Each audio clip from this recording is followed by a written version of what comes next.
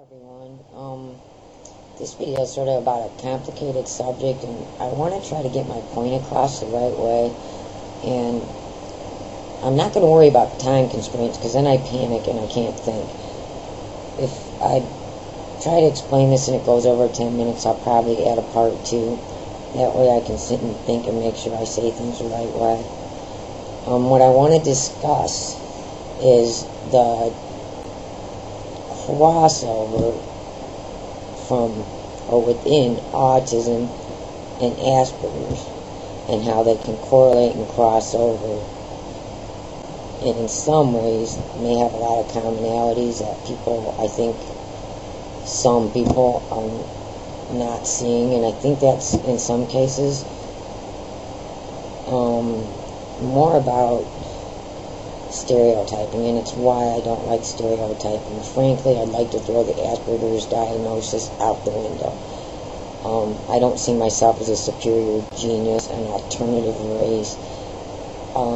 If my only symptom to Asperger's was giftedness, I would not qualify for Asperger's.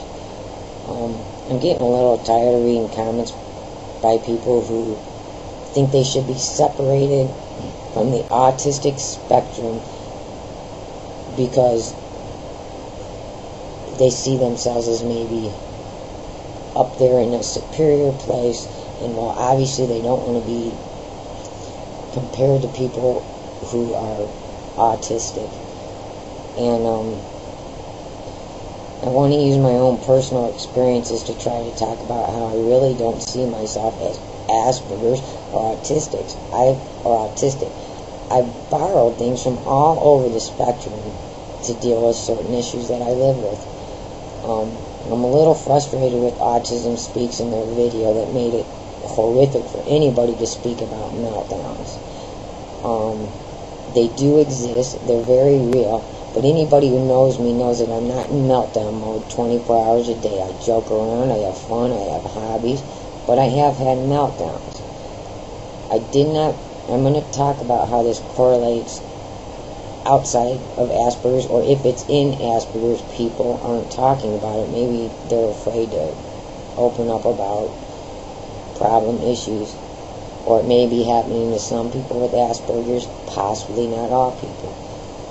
But when I was a baby, I headbanged not for attention getting. It was an extreme headbanging that freaked my parents out. The doctor said it was for attention. My parents ignored it. It got worse. This has gone on through my adult life to this day. I had a meltdown a few days ago, not too long after I uploaded a video on YouTube, because my stress levels go up, and if I'm not braced to handle that stress, the unexpected meltdown can happen. The difference now is I've learned techniques to handle them, and I'm going to get into that in a minute. The issue that I want to discuss is that if they assume these behaviors only occur to children with autism, it sort of cheats any child out there with Asperger's, and maybe a parent who has a child with Asperger's knows what I'm saying, who's having flash rages, those unexpected tempers that just, bam, come out. Their child's seen as a brat. Not that they don't see some autistic kids that way, but what's really going on, in my opinion, is the exact same thing as autism. It's autism. Overstimulation and sensory. The kids are in sensory overload. And when I was first diagnosed with Asperger's, I got a lot of information about Asperger's from other people with Asperger's. A lot of helped me understand myself better. But the really big issues that I was dealing with were sensory related and a lot of self-hitting, headbanging.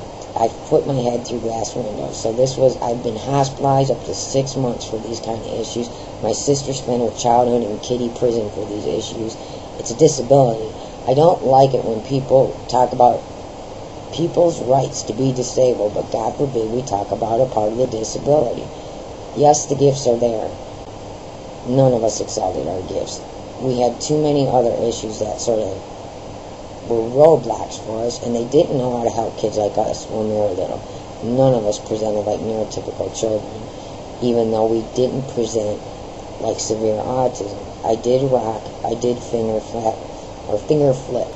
I found that out by reading letters from my mom to my grandparents after my mom passed away. I got her stuff and I read it all.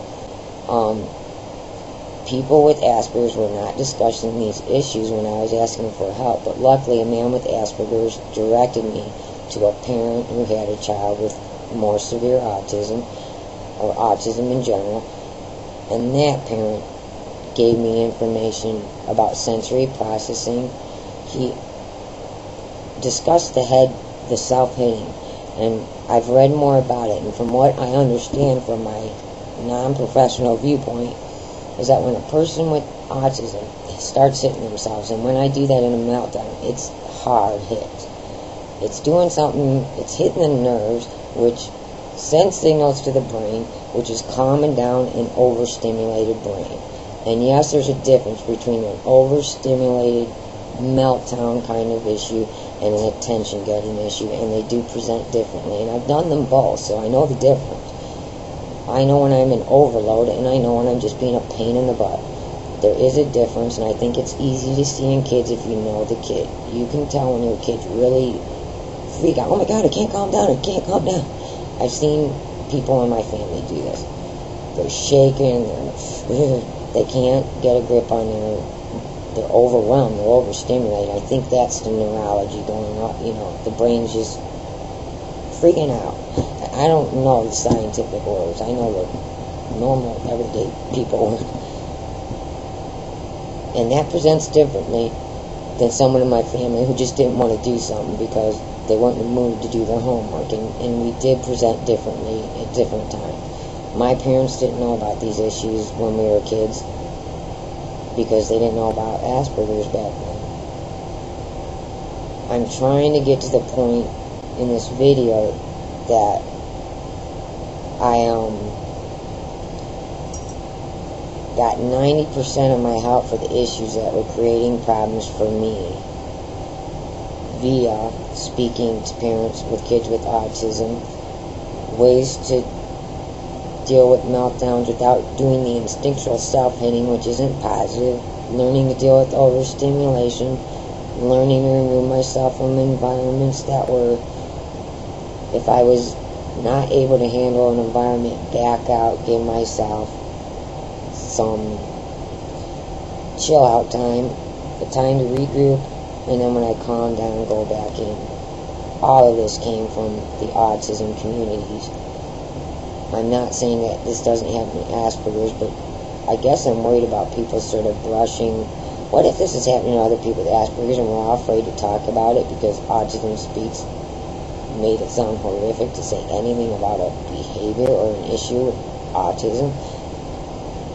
I don't feel I'm Asperger's or autistic. I feel autistic. And I have to say that I relate to the information on autism more than Asperger's, only because I've never excelled at these levels that a lot of people with Asperger's do. But I don't think I'm alone in the Asperger's community in these areas. I think people maybe just aren't talking because they're afraid of what others may say if they speak out about it. What's the point of speaking out for your rights as a person with a disability if you have to worry about everything you say? I'm going to stop here and upload